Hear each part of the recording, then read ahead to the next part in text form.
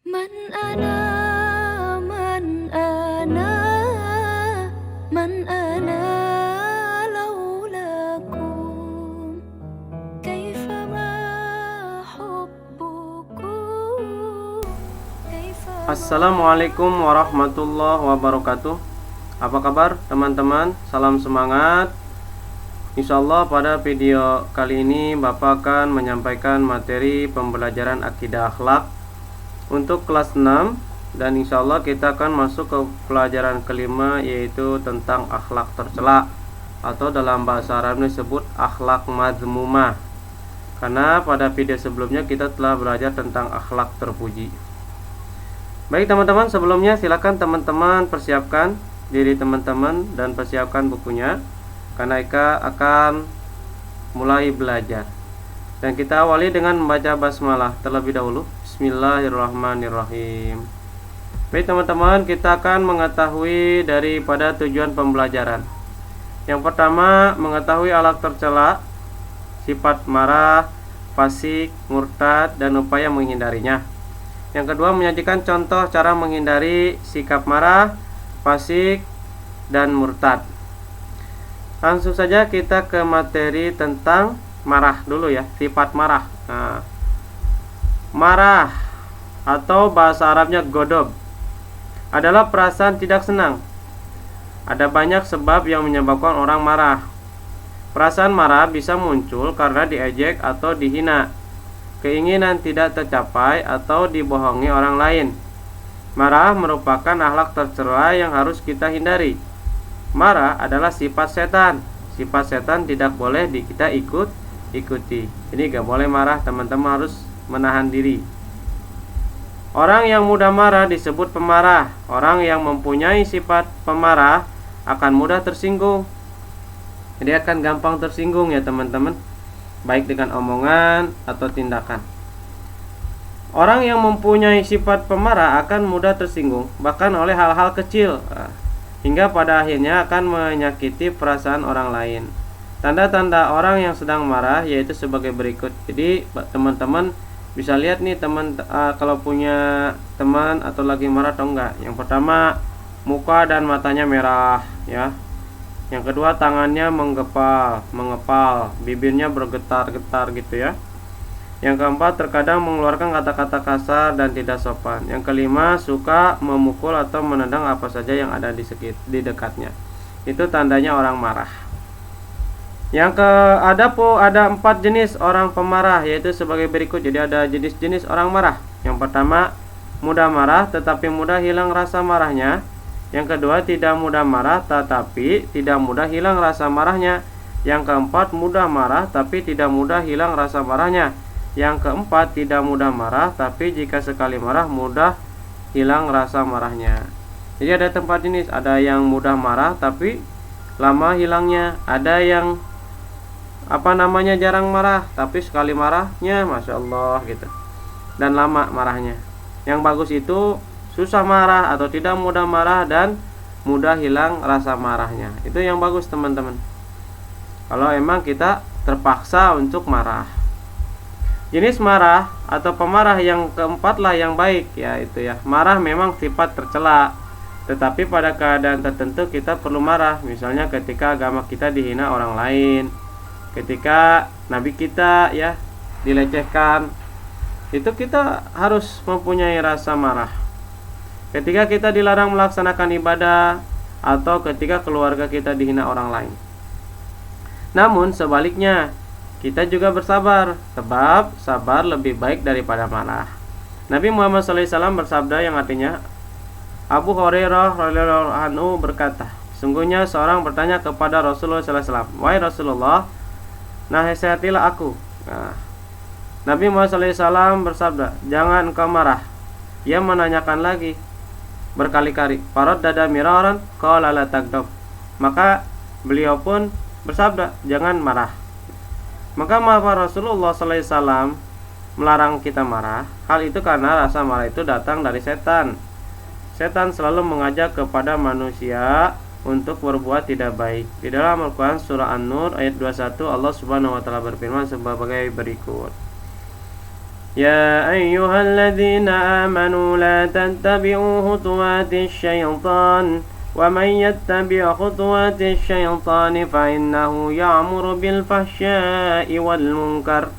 Dan selanjutnya teman-teman, yang artinya, wahai orang-orang yang beriman, janganlah kamu mengikuti langkah-langkah setan.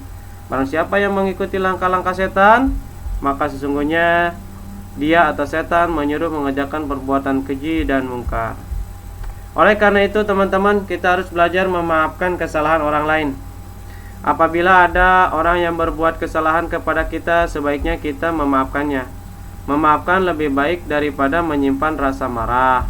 Rasulullah SAW sering dihina dan dicaci maki, tetapi beliau tidak marah. Nabi Muhammad SAW malah mendoakan agar orang yang menghinanya diberi petunjuk oleh Allah Subhanahu wa taala.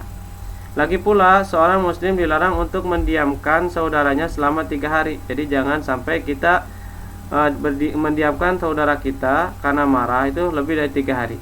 Sebagaimana Rasulullah SAW yang artinya bersabda, yang artinya Abdullah bin Umar berkata, Rasulullah SAW bersabda, tidak boleh bagi seorang muslim mendiamkan saudaranya atau tidak bertegur sapa lebih dari 3 hari. Hadis riwayat Muslim.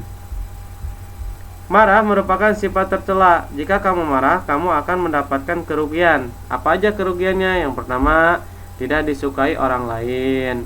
Yang kedua, dijauhi teman-teman. Yang ketiga, dapat menimbulkan penyakit. Jadi marah itu akan mengurangi kesehatan kita. Yang keempat, dapat menyakiti dan mencelakakan orang lain, itu daripada dampak negatif atau dampak buruk dari kita sering marah. Selanjutnya, agar kita terhindar dari marah, lakukanlah cara-cara sebagai berikut teman-teman ketika kita mau marah itu. Yang pertama, mengakui kesalahan diri sendiri. Ya, yang kedua, memaafkan kesalahan orang lain. Yang ketiga, ketika berdiri timbul perasaan marah, hendaklah duduk. Ketika duduk tetapi merasa masih marah, hendaklah berbaring. Ya, gitu. Terus yang keempatnya, hendaklah berwudu. Yang kelima, perbanyaklah berzikir ketika emosi mulai terpancing. Jadi harus ingat Allah. Ya, jangan sampai kita ikuti marah kita, tapi harus kita lawan atau kita kendalikan diri kita. Itu teman-teman. Yang kedua, yaitu sifat fasik. Fasik berasal dari kata fasakoh. Fasakoh dalam bahasa Arab artinya sesat atau keluar dari kesolehan. Dalam bahasa Indonesia, fasik artinya orang yang berbuat maksiat atau mengerjakan dosa-dosa besar. Orang yang hanya melakukan dosa kecil tidak disebut fasik. Fasik bukanlah perbuatan yang pantas dilakukan oleh orang beriman. Fasik hanya dilakukan oleh orang-orang kafir yang mengingkari keesaan Allah Subhanahu wa taala. Tetapi banyak orang beriman menjadi fasik karena melakukan dosa besar atau perbuatan maksiat. Fasik adalah akhlak tercela. Orang yang melakukannya akan dimasukkan ke dalam neraka. Jadi itu namanya sifat fasik teman-teman. Jadi akhlak yang tercela kedua adalah sifat fasik.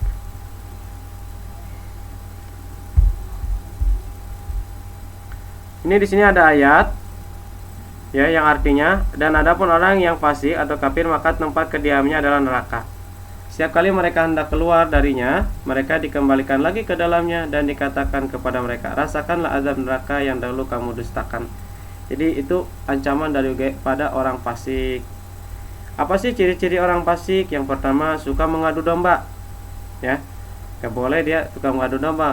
Gak senang kalau lihat orang lain itu bersaudara rukun. Yang kedua, sering berbohong. Nah, itu fasik. Sombong dan angkuh. Dan yang keempat, tidak mau menegakkan hukum Islam. Itu diantara contoh daripada orang fasik ya teman-teman. Yang ketiga yaitu murtad. Asal kata murtad adalah riddah. Kata yang berasal dari bahasa Arab ini memiliki arti menjadi kafir. Dalam istilah agama Islam, murtad berarti orang yang Islam yang berganti agama atau keluar dari Islam. Umumnya ulama mengatakan Islam murtad hanya berlaku bagi orang yang berpindah dari agama Islam ke agama lain. Orang Yahudi berganti agama dengan Nasrani tidak disebut murtad karena kedua agama itu memiliki kesamaan dalam pengertian, yaitu tidak mukmin atau tidak beriman kepada Allah Subhanahu wa taala. Jadi ini istilah khusus di Islam sebenarnya. Seorang disebut murtad apabila 1. Berpindah agama atas kemauannya sendiri, bukan atas paksaan orang lain. Allah Subhanahu wa taala berfirman, "Man kafara billahi min ba'di imanihi illa man kariha wa qalbuhu mutmainnun bil imani walakin man syarraha bil kufri sadran fa'alaihim ghadabun minallahi wa lahum adzabun adzim." Yang artinya, barang siapa yang kafir kepada Allah setelah dia beriman, dia mendapat kemurkaan Allah, kecuali orang yang dipaksa kafir padahal hatinya tetap tenang dalam beriman.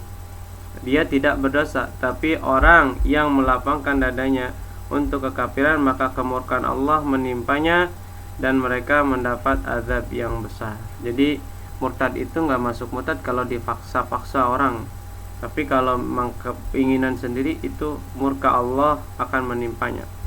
2. Dengan sepengetahuannya seorang melakukan perbuatan atau mengatakan sesuatu dengan menyatakan bahwa ia beriman kepada selain Allah Subhanahu wa taala. Jadi dia ngomong dengan sadar dan sepengetahuan dia. Yang ketiga, dilakukan oleh orang yang sudah dewasa atau berakal balik.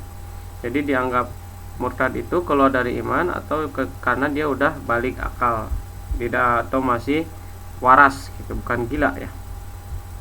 Sengaja dilakukan untuk tujuan pindah agama, bukan dalam kajian ilmu dan penelitian. Jadi kalau ada sebab lain, kajian ilmu penelitian, itu menjadi masalah. Sengaja dilakukan untuk tujuan pindah agama ini. Nah, sekarang ada 3 bentuk kegiatan yang menyebabkan seorang mukmin menjadi murtad. Yang pertama, mengingkari ketuhanan Allah Subhanahu wa taala dan kerasulan Nabi Muhammad sallallahu alaihi wasallam, serta tidak melaksanakan perintah Allah Subhanahu wa taala seperti mengingkari kewajiban salat dan puasa. Jadi kalau ada orang mengingkari kewajiban salat dan puasa, berarti dia tak keluar dari Islam, atau dengan kata lain dia telah murtad. Yang kedua, mengucapkan kalimat-kalimat yang mengandung arti ia telah keluar dari Islam, seperti perkataan bahwa ia telah kafir atau ia telah meninggalkan Islam dan sebagainya, yang diikuti pembenaran dalam hatinya seorang dengan tujuan memberi penjelasan tentang pengertian murtad. Jadi dia udah ucapan dan hatinya emang keluar atau pengen keluar dari Islam, itu murtad. Melakukan penyembahan terhadap berhala karena meyakini berhala itu adalah Tuhan yang wajib disembah. Jadi ada berhala disembah dan meyakini bahwasanya berhala itu sebagai Tuhan, itu juga udah keluar dari agama kita atau dari murtad ya. Nah, apa balasan bagi orang murtad ya? Balasan bagi orang murtad digolongkan dalam 2 bagian, yaitu sanksi ukhrawi di akhirat dan duniawi di dunia. Jadi ada balasan ukhrawi, ada balasan di dunia. Sanksi ukhrawi sebagaimana dijelaskan dalam firman Allah sebagai berikut: "Wa may yartadid minkum an dinihi fayamut fahuwa kafirun faulaika habitat a'maluhum fid dunya wal akhirah wa ulaika ashabun nari hum fiha khalidun." Artinya, barang siapa yang murtad di antara kamu dari agamanya, lalu dia mati dalam kekafiran, maka mereka itu sia-sia amalnya di dunia dan di akhirat, dan mereka itulah penghuni neraka, mereka kekal di dalamnya. Jadi kalau misalkan teman-teman ada yang murtad, misalkan murtadnya itu 60 tahun, nah berarti amal ibadahnya itu hancur ya, karena dia murtad. Jadi itu sama Allah. Sanksi dunia yang dikenakan kepada orang murtad yaitu hilang beberapa hak dalam hubungan keluarga. Seperti apa? Hilangnya hak nikah, karena kemurtadan salah seorang dari suami atau istri mengakibatkan batalnya pernikahan. Jadi kalau ada suami istri, salah seorangnya misalkan murtad atau keluar dari agama Islam, maka pernikahannya jadi batal. Yang kedua, hilangnya hak waris. Hak warisnya juga tidak akan menerima warisan. Yang ketiga, hilangnya hak kewalian dalam pernikahan, karena syarat wali nikah adalah beragama Islam. Jadi tidak bisa menikahkan anaknya. Misalkan bapaknya yang asalnya Islam terus keluar, terus anaknya masih Islam, perempuan nikah, nah dia tidak bisa menikahkan anaknya karena dia udah berbeda agama, karena itu menjadi syarat jadi wali. Apabila ia kembali ke agama Islam, hak-hak yang sudah hilang itu menjadi miliknya kembali, kecuali dalam pernikahan. Kalau pernikahan dia harus nikah lagi. Untuk mendapatkannya kembali harus mengucapkan akad yang baru. Ya. Gitu teman-teman untuk sanksi dunia orang yang murtad. Oke, kita ke rangkuman. Sifat tercela adalah sifat yang tidak baik dan harus dijauhi. Marah adalah perasaan tidak senang. Marah dapat muncul karena diejek atau dihina, keinginan tidak tercapai atau dibohongi orang lain. Fasik adalah orang yang berbuat maksiat atau mengerjakan dosa besar. Murtad adalah orang Islam yang berganti agama. Oke teman-teman, mungkin ini saja video pembelajarannya. Mudah-mudahan ada manfaatnya dan mudah-mudahan kita terhindar dari sifat-sifat tercela. Terutama tadi kita tidak menjadi orang pemarah, juga terjauh dari sifat fasik dan munafik. Juga kita mudah-mudahan senantiasa dijaga keimanan kita oleh Allah Subhanahu wa ta'ala. Tetap semangat belajar di rumah, baca kembali bukunya, dan kurang lebihnya Bapak mohon maaf. Wabillahi taufiq wal hidayah. Wassalamualaikum warahmatullahi wabarakatuh.